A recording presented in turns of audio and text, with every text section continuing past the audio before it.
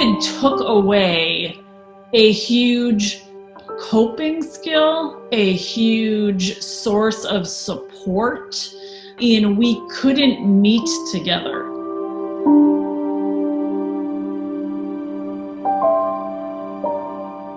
The whole fellowship, the corporate worship and worshiping together.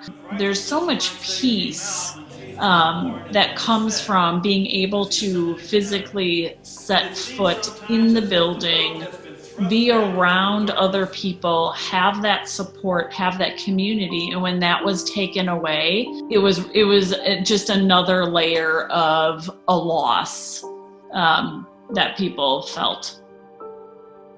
So I definitely saw a rise in my students' level of worry and sadness, especially in March when all of this happened and everything was kind of going just very confusing for them. And I started seeing that they were just overall worried and confused. That safety net of school and the routine, that was pulled out from under them. When we pushed into summer, it went for several months of, yes, you're going to school. No, you're not going to school.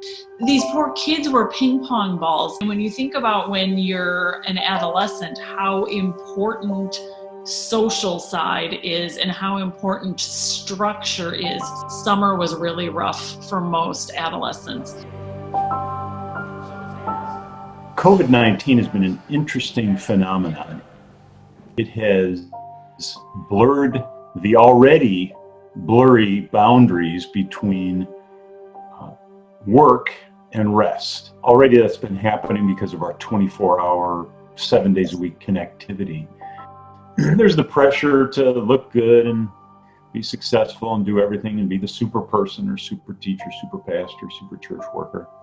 Satan is always trying to bring down God's servants, and so the spiritual battle is raging, and we need more and more the armor of God to guard us, and we need to stick together as the community of faith.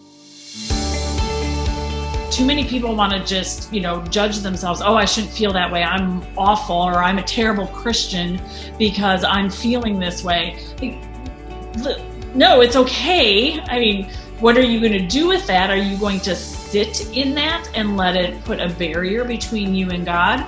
Or are you going to allow God to step in and meet you in the middle of that emotion, and sit with you in that emotion, and hold you in that emotion, and then guide you through that emotion? And so it's working with people to kind of give themselves permission to feel some of the things that they're feeling.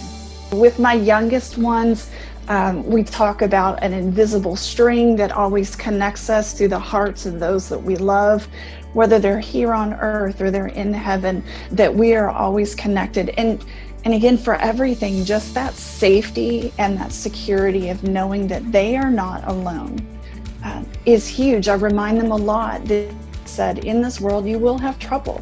He told us that.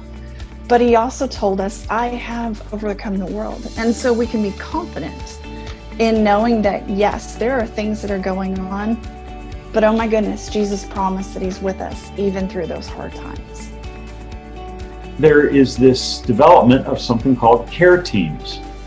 We have our first care team. It's composed of retired pastors and commissioned workers. They're available to listen, to coach, to walk with people, to give some advice from the wealth of their experience. And it's an experiment right now, but we hope and pray we can develop more care teams to come alongside workers in need, lift them up, and be just another wonderful resource for the wellness, the health, and the strength of our church workers. We just need to have a lot of patience and grace. Those are my two big words, patience and grace, not only with ourselves, with our kids, with those around us, to our pastors too. They have never had to figure out church in a pandemic. Nobody's ever had to do this before. And everybody is doing the best that they can. It may not be how you would like it to be, but everybody's doing the best that they can right now. I think we get very caught up in going on autopilot And so the importance of slowing down and truly abiding and letting God pour into us and feeling that presence that He has in our lives will help us. Hey, remember, Jesus is alive. His word is living and active. You have a refuge and strength in your Savior who sits on the throne, who's risen from the dead, and who will walk with you each day and ultimately care for you and bring you home.